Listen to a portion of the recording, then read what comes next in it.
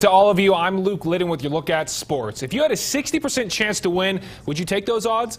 At the start of the night, those are the chances for UTEP to get win number 2 against 1-4 FIU. The New Mexico State Aggies have earned their bye week, so now UTEP looking to do the same. The Miners hosting the Panthers, and you've got to think, okay, this is the moment UTEP snaps their 4-game losing streak. Now, if they can't beat FIU, can the Miners just play NMSU every week? Just kidding, Aggies fans. Let's go to the Sun Bowl to see how the Miners fared at home. In the first, Aaron Jones almost stumbles, but he regains his balance in the dirty stiff arm bouncing outside.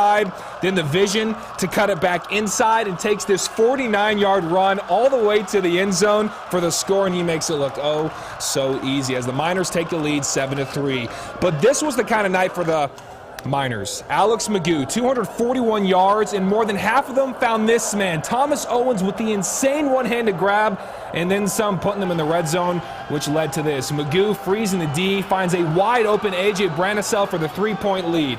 But it actually looked promising in the second when Zach Greenlee gives the team a spark. The heave to Eddie Senegal, and he makes the grab for the go-ahead score.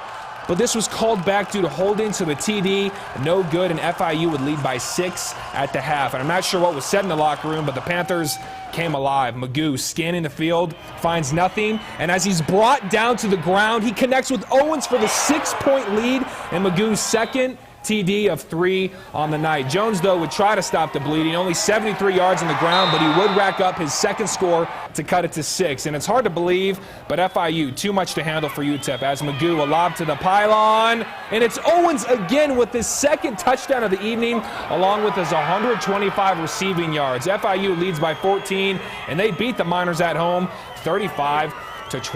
So UTEP now 1-5 heading into the bye after allowing 204 points in their last 5 losses. UTEP in a huge hole that they may not be able to climb out of. Let's now send it over to ABC7 Sports Director Trevor Thompson, who was live with the recap. And Trev, probably one of the tougher losses tonight, huh?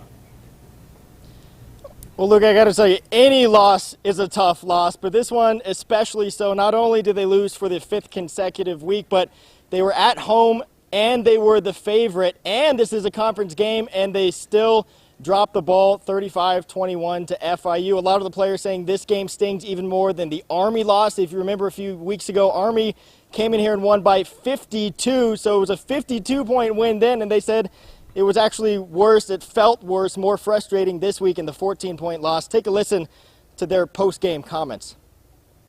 Oh yes, I thought we were in it from when it was 7-13 the whole time, even down 2 scores. I thought we were in it, but the offense, we kept fighting. So did the defense. It just didn't go our way. Again, this has got to be fixed by myself and the staff, and I assume full responsibility, and I always will, and I'll never give up on these kids. And I hope they stick together and stick with each other, and I hope they stick by me. As you mentioned earlier, Luke, they do have a bye week coming up this week. Goal number 1 is to get healthy. Goal number 2, maybe just rest and even take their mind off football a little bit. Luke, back to you. Trevor, thanks. And it doesn't seem to get any easier for the Miners because in 2 weeks they'll travel on the road to take on UTSA.